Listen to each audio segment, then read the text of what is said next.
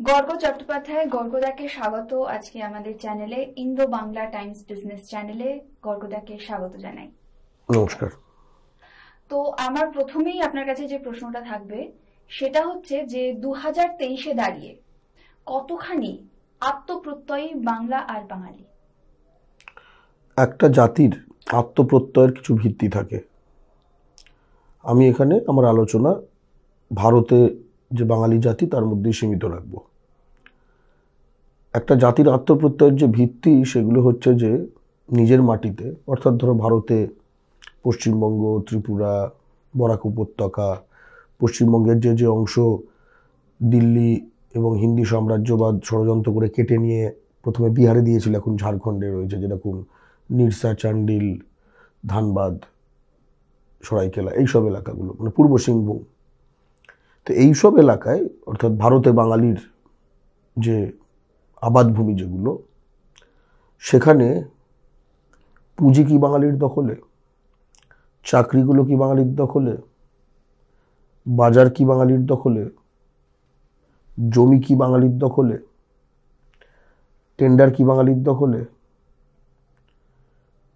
Auto line, টোটো line, হকারি spot, শিল্পাঞ্চল, শহরাঞ্চল, এগুলো কি বাঙালির দখলে? জনবিন্যাস কি বাঙালির পক্ষে নাকি উল্টো দিকে চলে যাচ্ছে? জনপ্রতিনিধিত্ব বাঙালি বাড়ছে না কমছে, নাকি তা রাখতে পারছে? অর্থাৎ আত্মপ্রত্যয়ের কয়েকটা বস্তুগত ভিত্তি থাকে। আত্মপ্রত্যয় শুধু একটা ধ্যান করে পাওয়া জিনিস নয়। এই জিনিসগুলি যাদের আছে, মানে যেরকম শরীর, তুমি যে আত্মপ্রত্যয় যদি শরীর বলো, সেটা হাত পা, ঠিক আছে, পাঁজর, এইসব দিয়ে তৈরি। এগুলো নেই কিন্তু এটা শরীর, এটা হতে পারে না। তাই একই রকমভাবে এই সবকটা ক্ষেত্রে বাঙালি যেহেতু ভারতের মাটিতে নিপীড়িত, বঞ্চিত, লাঞ্ছিত, নিপীড়িত, এবং একই সঙ্গে বাংলা ও বাঙালির জাতীয় সংগঠন এতদিন গড়ে ওঠেনি, বাংলা পক্ষ গড়ে ওঠার পর থেকে সেই পরিস্থিতিটা বদলেছে। তার ফলে বাঙালি হীনমন্যতায় ভোগে। তার কারণ সাম্রাজ্যবাদ সততই যেটা করে যে সে সবসময় বোঝানোর চেষ্টা করে যে তোমার এই অবস্থার জন্য তুমি দায়ী। কিন্তু এই বস্তুগত যে ভিত্তিগুলো বললাম, পুঁজি, চাকরি, বাজার, জমি, টেন্ডার, অটো লাইন, টোটো লাইন, এগুলো তারা দখল করে নেয়। করে তখন চেষ্টা করে যে ফাঁপায় যেন আমরা আত্মপ্রত্যয়ী হবার একটা ধ্যানের চেষ্টা করে, যেন সেলফ ইমপ্রুভমেন্ট, এইসব আর্ট অফ লিভিং ফিভিং করে যেন আমরা একটু উন্নতি করি, কিন্তু এইভাবে তো হয় না।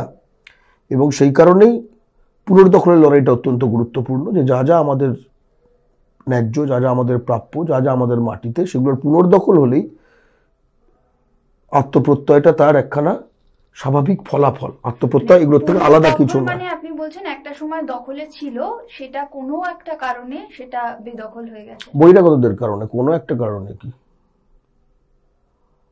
এই বিল্ডিংটা যাদের দেখলাম অফিস, তাদের মালিক ফালিক রাজস্থান থেকে তো পয়সা নিয়ে আসেনি।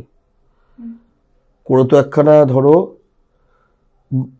বাঙালি সংস্থা, তোমরা এখানে রেন্ট দিচ্ছ, সে একটা অন্য জায়গা থেকে আসছে, এখানে দখলদারি করেছে, করে এখানে একটা করেছে, করে এখানে একখানা আমি বাংলা ভাষার বাঙালি জাতির কথা বলছি, তুমি সেটা শুনছো, তুমি প্রশ্ন করছো। এই পুরো প্রক্রিয়াটার জন্য যে পরিকাঠামো এবং অবস্থানটা, তার জন্য আমাকে রাজস্থানে জিজিয়া কর দিতে হচ্ছে। এইটা হচ্ছে দখল। আমরা পুনর্দখল চাই। আমরা ধরো সবই বাঙালিদের চাই, যেটা স্বাভাবিক। ধরো রাজস্থানে এরকম যদি একখানা বিরাট অফিস কমপ্লেক্স হতো, তাদের নানা রকম অফিস থাকতো, তোমার মনে হতো সেটা কোনো একটা বাঙালি বসে থাকতো, একটা কি কোনো চ্যাটার্জি টাওয়ার, ঠিক আছে, সেখানে ঝুনঝুন আলা ফালারা ভাড়া দিচ্ছে চ্যাটার্জিকে জয়পুরে, বিকানেরে বসে ব্যবসা করার জন্য। এটা তো স্বাভাবিক নয়। ওটা যদি ওখানে স্বাভাবিক না হয়, এটা এখানেও স্বাভাবিক নয়, উল্টোটা। ওইটাকেই বলি পুনর্দখল। চাকরি ক্ষেত্রে পুনর্দখল, ব্যবসার ক্ষেত্রে পুনর্দখল, টেন্ডারের ক্ষেত্রে পুনর্দখল, জনপ্রতিনিধিত্বের ক্ষেত্রে পুনর্দখল। এসব ববি হাকিম ফাকিম মেয়র হয়ে বসে আছে, গয়ার লোক। জিতেন তেওয়ারি সে আসানসোলের হয়ে আছে, শত্রুঘ্ন সিনহা বিহারী বাবু বলে নিজেকে, সে আসানসোলের সাংসদ হয়ে বসে আছে। বহিরাগতরা। পুনর্দখলের প্রক্রিয়াটা কি, এটা একটা প্রশ্ন। আর আরেকটা প্রশ্ন আসছে যে এই যে আমরা যাকে বলি সাংস্কৃতিক আদান প্রদান, আমি একটা বলে নিই, তাহলে গুলিয়ে যাবে আমার। পুনর্দখলের প্রক্রিয়া খুব গুরুত্বপূর্ণ। আচ্ছা, তাহলে প্রথমে দেখা যায় দখল প্রক্রিয়া কি। খুব ডিটেলে যাবো না দখল প্রক্রিয়ায়, তবে এটুকু বলতে পারি দখল যে প্রক্রিয়া করেছে সেই প্রক্রিয়াতেই পুনর্দখল হবে, তাই না? যে খেলাটা যে নিয়মে খেলা হয়, তো বাংলা পক্ষ সেই নিয়মে পুনর্দখল শুরু করেছে। তাতে আবার অনেকের গা জ্বলছে যে এগুলো তো ঠিক না। ওটা ঠিক না হলে এটা ঠিক না, আর ওটা ঠিক হলে এটাও ঠিক। যেমন দেখাবে তেমনি দেখবে, এটাই পুনর্দখলের পথ। খুবই স্পষ্ট কথা। ধরো ভাটপাড়া, রিষড়া থেকে শুরু করে খড়গপুরে এক সময় তো সব বাঙালি ছিল। তো ওখানে ধরো তুমি তোমার জন্ম কোথায় বা বাড়ি কোথায়? উত্তর চব্বিশ পরগনা। কোথায়? মসলন্দপুর। তুমি দেখো এখনো বেঁচে আছো, ঠিক আছে? মসলন্দপুরে এগোচ্ছে, প্রায় বারাসাত অব্দি পৌঁছে গেছে। মধ্যমগ্রামটা খেয়ে নিয়েছে, বারাসাত অব্দি পৌঁছে গেছে। আমি আর একটু খারাপ জায়গার কথা বলছি, যে রিষড়া, ভাটপাড়া, টিটাগড় ধরো তোমাদেরই জেলা, ঠিক আছে? মানে ভাটপাড়া, টিটাগড় এগুলো বলছি। রিষড়াটা গঙ্গার ওপারে, ঠিক সব বাঙালির ছিল। ভাটপাড়া ছিল ভট্টপাড়া। এই আমি ধরো বাঙালি ব্রাহ্মণ, আমরা সেখানে গিয়ে টোলে পড়তাম, তর্ক, পঞ্চানন তর্ক, সিদ্ধান্ত, এইসব ডিগ্রি টিগ্রি আমার পূর্বপুরুষরা গুপ্তিপাড়া, ভাটপাড়া, গঙ্গার দুই পাড়ে পেত। তো সব বাঙালি ছিল। তো 100% বাঙালি ছিল, 90% হলো, 80% হলো, 70% হলো, 60% হলো, 50% হলো, 40% হলো। তার অনেক আগেই আবার কাউন্সিলর বদলে দিতে শুরু করেছে, কারণ ওরা 20-30% হয়ে গেলেই সঙ্গে বলবে আমাদের কাউন্সিলর চাই।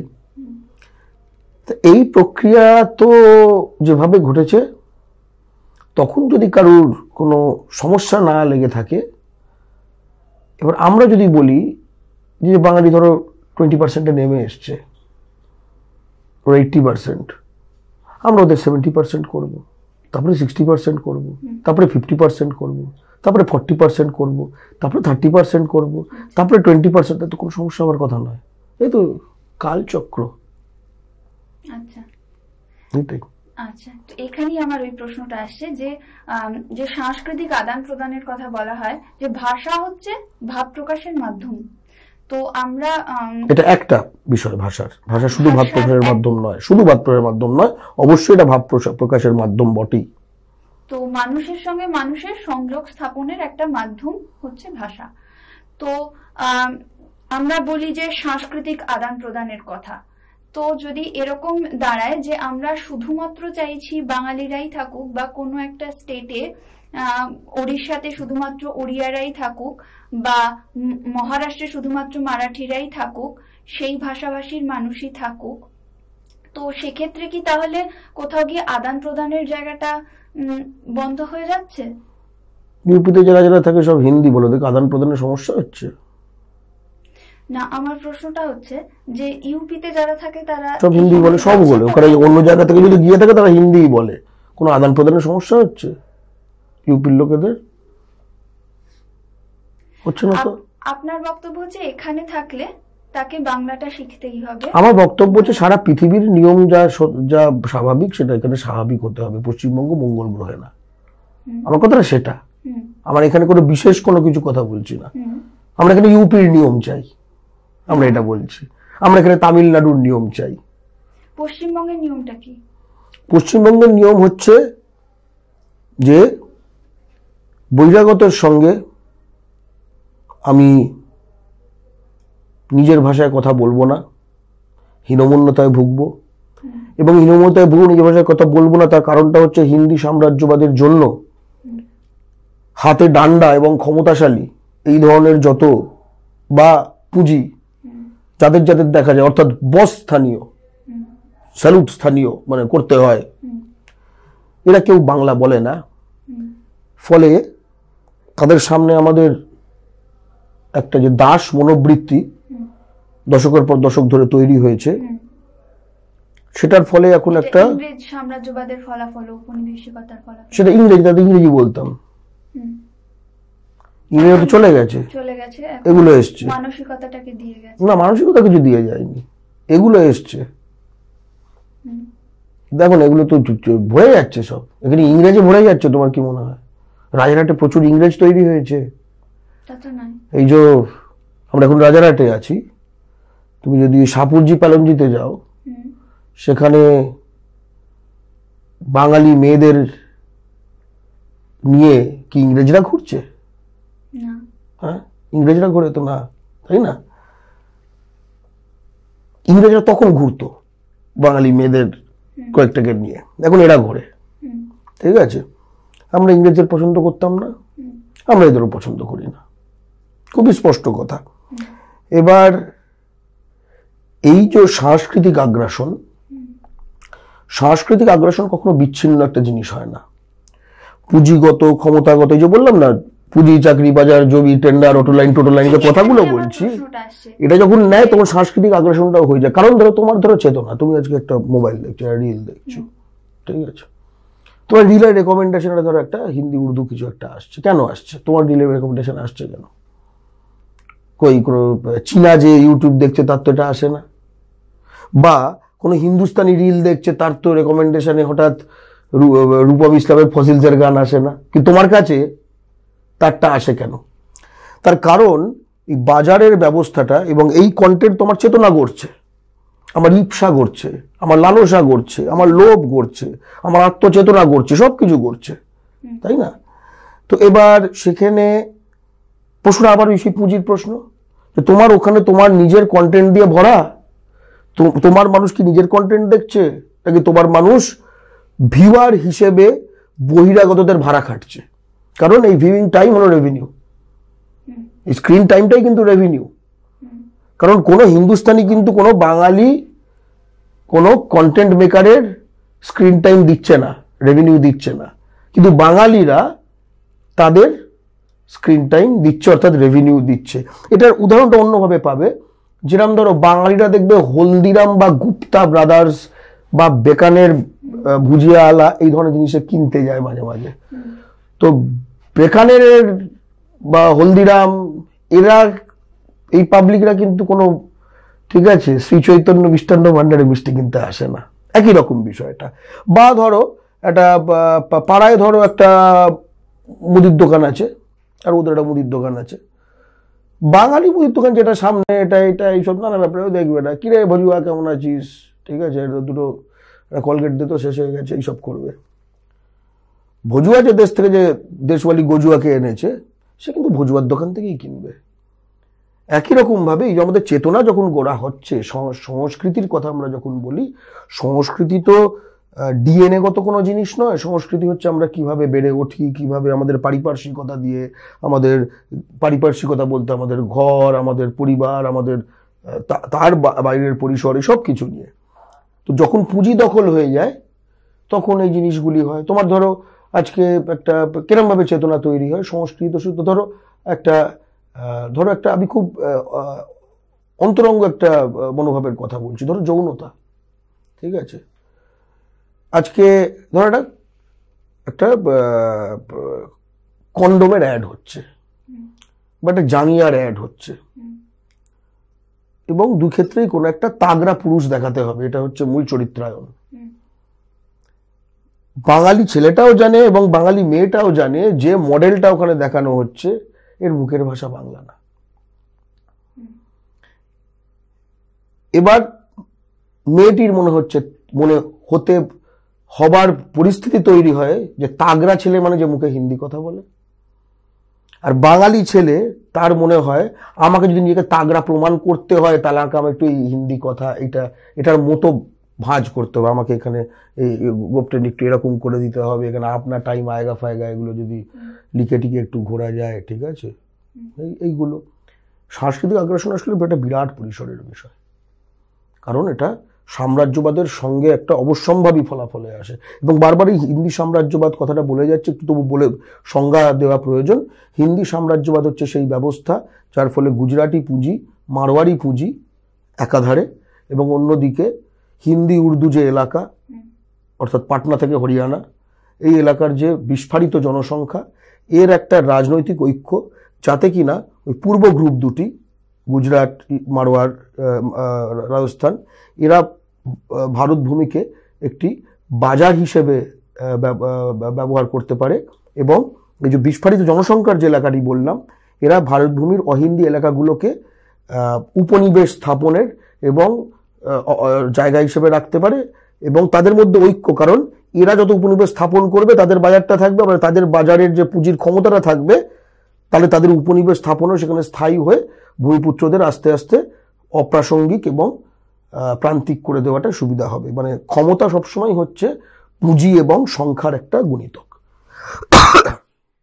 এখানে আমার যে প্রশ্নটা আসছে সেটা হচ্ছে যে কোনো একজন ব্যক্তি, যে পার্টিকুলার একজন ব্যক্তি এসেছেন এখানে ব্যবসা করতে বা এখানে কোনো চাকরি করতে থাকতে বা সামান্য ঠেলাওয়ালা বা এই ধরনের ছোটখাটো কাজ করছেন বাইরে থেকে, তো সেখানে তাদেরকে বাঙালি করে তোলার চেষ্টা, এটা একটা দেখা যাচ্ছে।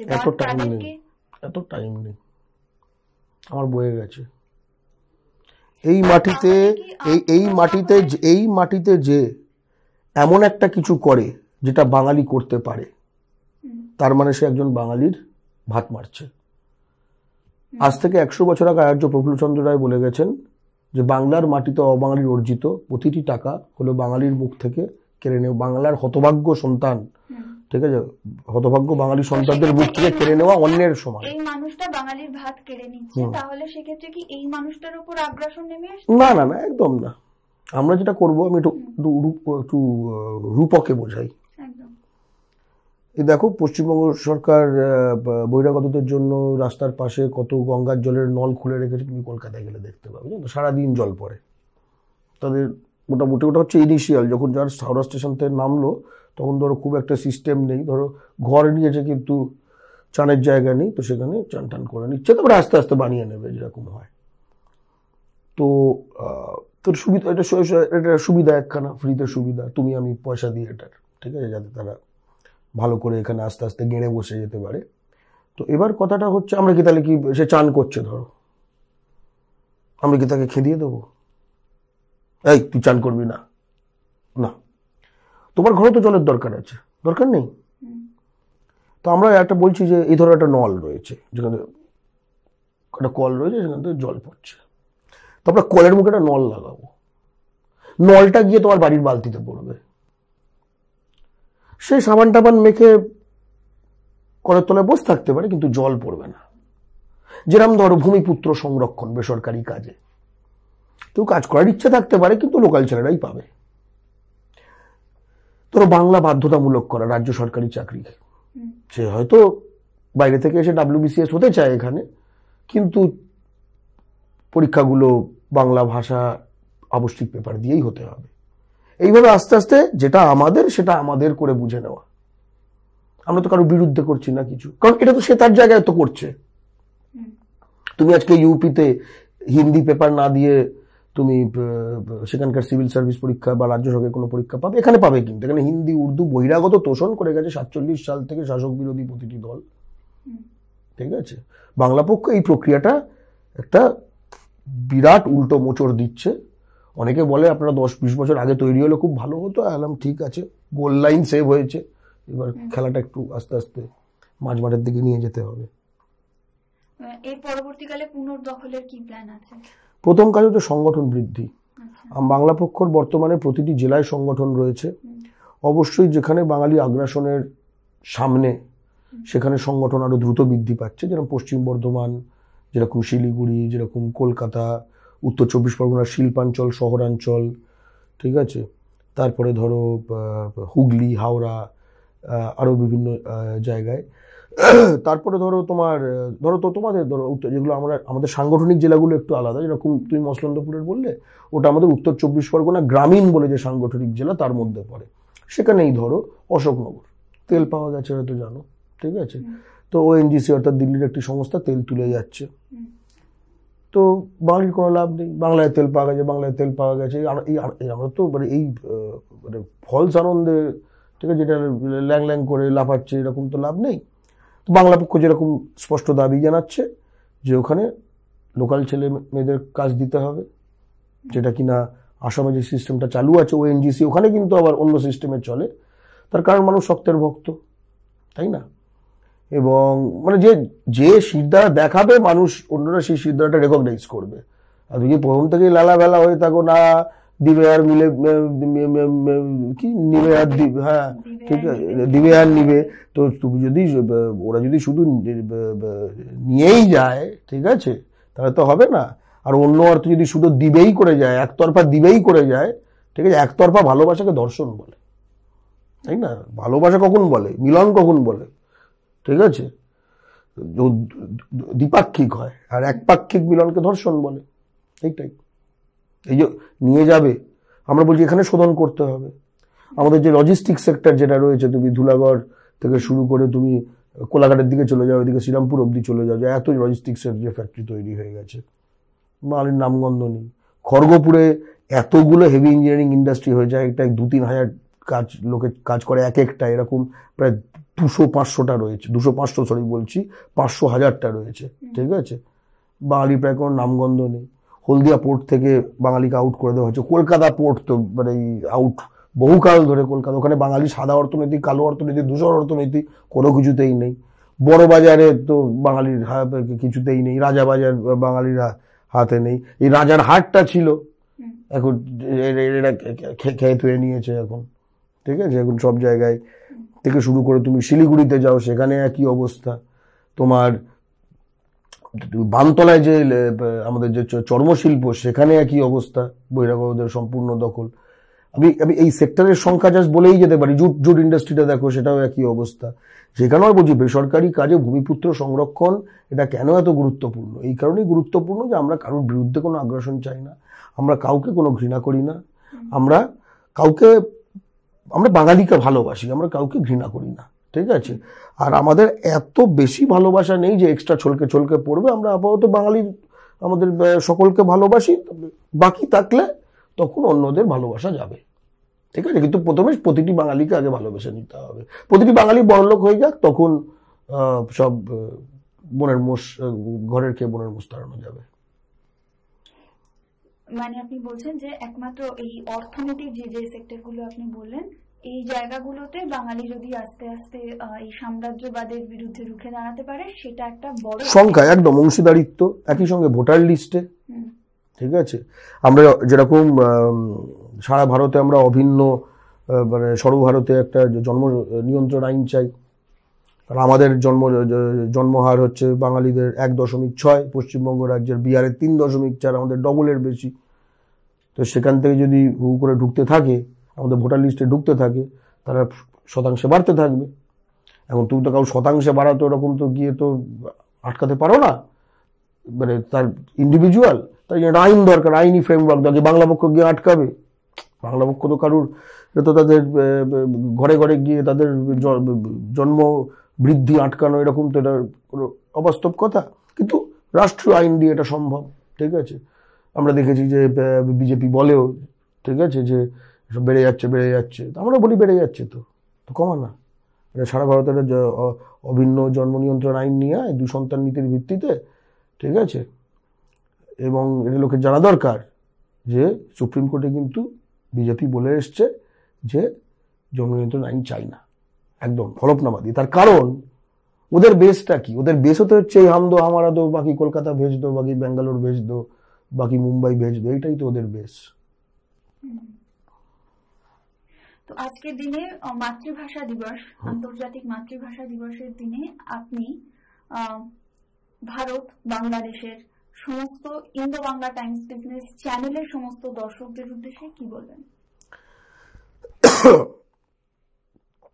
আমি 2-3 ভাগে কথাটা বলবো। একটা হচ্ছে সারা বিশ্বে যারা বাঙালি আছেন, আমি তাদেরকে বলবো যে সাম্প্রদায়িকতা, হানাহানি, বিভেদ, নানা রকম বৈষম্য, এগুলো বাঙালির মধ্যে থেকে দূর করতে হবে। একই সঙ্গে একে অপরের রাষ্ট্রিক পরিচয়কে আক্রমণ করা যাবে না। এবং একই সঙ্গে বাংলা পক্ষের তরফ থেকে বলতে চাই যে তিস্তার যে জল, যার ফলে আমাদের গাজলডোবা থেকে গাজল, বাংলার 8টি জেলা, পশ্চিমবঙ্গের 8টি জেলা, তার সেচ এবং কৃষি ব্যবস্থা যার উপর নির্ভরশীল, এর জল দেওয়া হবে না। এবং যে ছিটমহল বিনিময়, তথাকথিত বিনিময়ের ফলে ভারত সরকার যেভাবে পশ্চিমবঙ্গের সঙ্গে শত্রুতা করেছে, বাংলাদেশকে 10,000 একর জমি দিয়ে দিয়ে এক্সট্রা, অর্থাৎ আমাদের এই প্রিয় মাতৃভূমি পশ্চিমবঙ্গ তার ছিন্ন করে একটা অন্য রাষ্ট্রে দিয়ে দিয়েছে। এগুলো আস্তে আস্তে এগুলো ফেরত নিতে হবে। আবার একই সঙ্গে বাংলা ভাষার জয় হওয়া দরকার।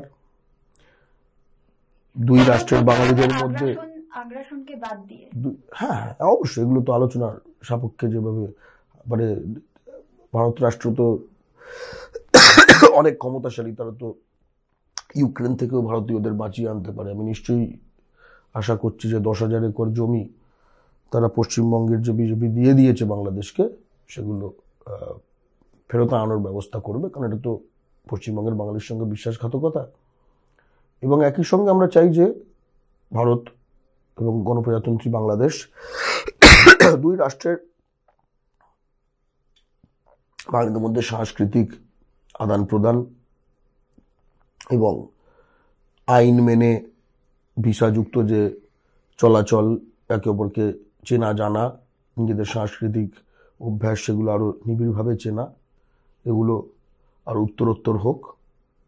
এবং গণপ্রজাতন্ত্রী বাংলার অর্থাৎ পূর্ববর্তন পূর্ববঙ্গ, তারা নিজেদের অধিকার এক অর্থে তাদের মাটিতে বুঝে নিয়েছে। এবার আমাদের মাটিতে, আমাদের রাষ্ট্রিক পরিপ্রেক্ষিতে এই ভারতের বাঙালিকে নিজেদের অধিকার বুঝে নিতে হবে। অসংখ্য ধন্যবাদ গর্গদাকে। আজকের অনুষ্ঠান এই পর্যন্তই। আবার দেখা হবে অন্য কোনো ভিডিওতে।